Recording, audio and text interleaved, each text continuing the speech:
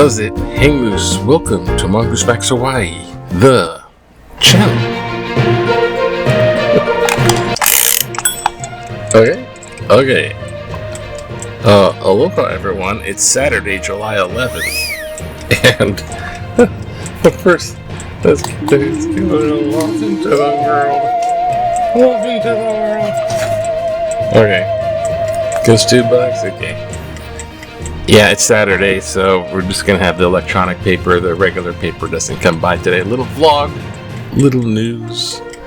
The birds don't seem to, they kind of get it, but I think it might be a lull between two waves of this season thing. But, yeah, they're still out there, but they're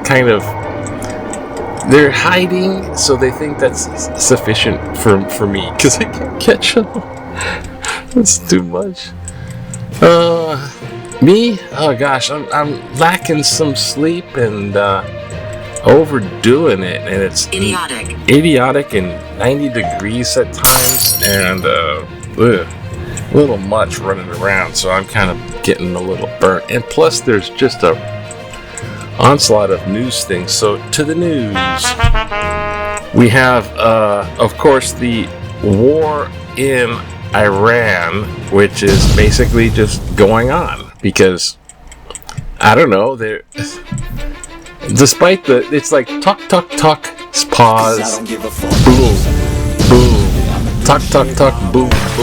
It's a little like that. I think they're trying to make strategic pauses to talk, because I think they're just trying to get their way, whichever side, the U.S.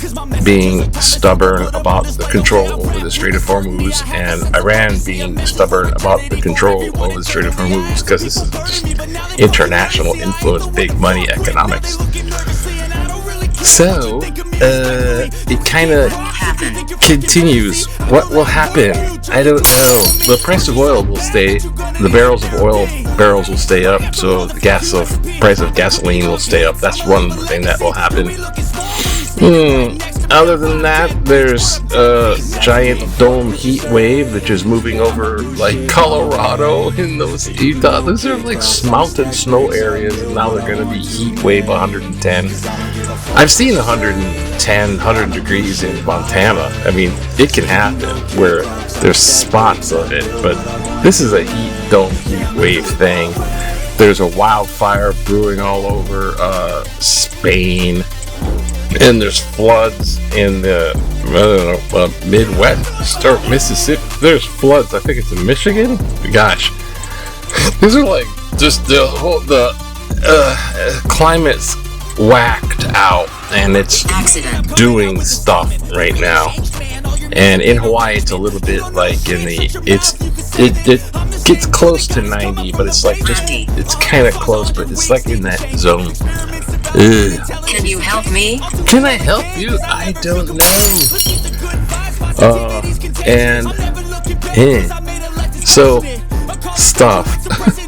And one of those other ones is the government. Well, there's that Save America Act, which is about limiting voting by requiring voter ID. So you have to have an ID. They're trying to limit who gets to vote. So only for sure citizens. Otherwise, you got to bring your passport, and they don't have passports. And so it tries to slice out who they think are going to vote against them. This is MAGA embedded Republican. It's not even Republican. I mean, there's some loose Republicans out there, but it's kind of just MAGA. Really, the ones in control. Loudmouth, Project 2025.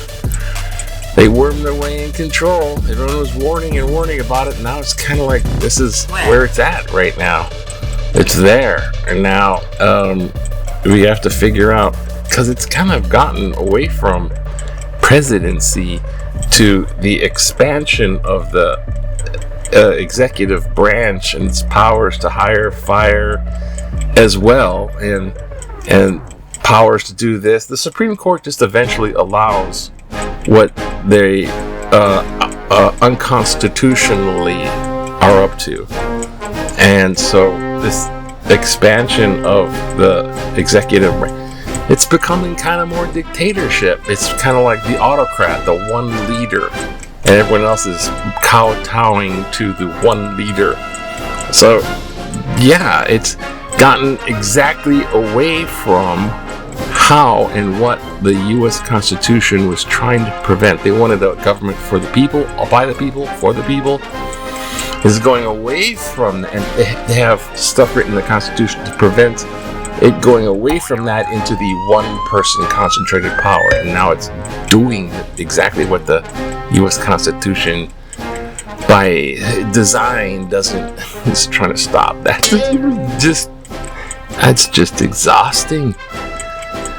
And so the beat goes on, and now it's all about midterm elections. Does it change with that? Will it change if Democrats get the House and the Senate? Will it even change anything? One thing it will do is open up the gate for impeachment of Trump, so it will start to change stuff. And that's exactly what the midterm elections are so out of shape and like hell-bent to cheat on any particular part. You know, they got gerrymandering and this and that. They want to get the voter rolls of who voted from the states. They want to put ICE agents out there at the the voting booths, really, and they're all prepping out to declare it unfair before it even began. They're prepping they're laying the tracks for all that. So what if even Trump can't do a third term? Like, say physically he can't do a third term, they're still going to have their people in power via Project 2025. So it's looking kind of crazy bleak. So you can have the super rich, the people that thought they were going to get richer aren't, and the super rich will be richer, and then it's going to be 10%, 90%. There's like going to be that no middle class. So all those people are, I voted for Trump because I thought there's going to be tax breaks for me and I'll be wealthier. And it was a lie. Like many things put forth, it's a lie. The reflecting pool's blue. It's still green. The fountains all over DC are turning brown. It looks like sewage. It's like, what the heck? There's a lot of weird going on. And still, right now, Trump is canceled all his appointments for 3 days. Like with all his appearances, he's canceled it off. He's hiding for 3 days because I guess he's scared of assassination because of it didn't go well in Iran with the big funeral and all the kill posters. The NATO, which is held in Turkey, which is right next to Iran, that really didn't go well. He kind of stormed off out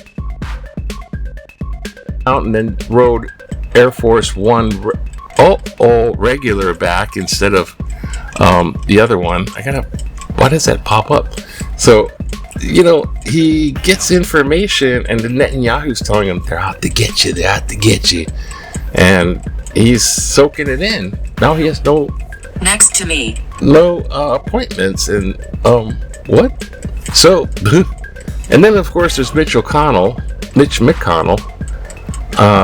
He's having some serious gone to the hospital for a month. And there's basically no reporting of how he's doing, or if he's doing, or if he's able to kind of go, except for some of his close allies say, I was just on the phone with Mitch. I was talking 20 minutes with Mitch just the other day about all kinds of things, everything under the sun, and yes, he's keeping up on the news. And then somebody else, I was just talking to Mitch. I was talking to him about 20 minutes. It's everything under the sun. And he's still alerting. And then another person, I was just talking to Mitch 20 minutes on the phone. Yeah, I don't believe those people right now because it's all just, he's okay. He's a Republican senator. He's in place. We still have the majority in the Senate. That's what that looks like. Because if Mitch is incapacitated, God bless his situation. I'm not knocking that at all. What do you want? Serious. But it's just so political that if he's incapacitated and he can't do the job, then they got to fill it with somebody else, and it might go Democrat, however they play it out. Way too much time. I don't know. I thought I had nothing to say. And the World Cup. We got to watch that Norway guy. Haaland. He's great. He's like the Neanderthal Norway guy. He's like he's funny. He does all this, but he's lots of skills, dude. Like Norway. Hawaii news. Yeah, we have a fight from the UFC fighter type things. So we have our Hawaii Max Holloway. So he's gonna fight McGregor in a match. So there's like, oh look, the guy from Hawaii, Holloway. The governor, Green, he actually made legislation and signed it so it allows 9 years instead of just 6 years to investigate bribery in politics. It's because we had our lieutenant governor who's up for the charges of bribery, but now we can search them for years. Well, you'll not get away with it. Okay, so here's sports. These two guys, McGregor and Holloway. Yeah, bully for them. I guess bully for them. It's like, I don't know. What happened? UFC fights now is like popular.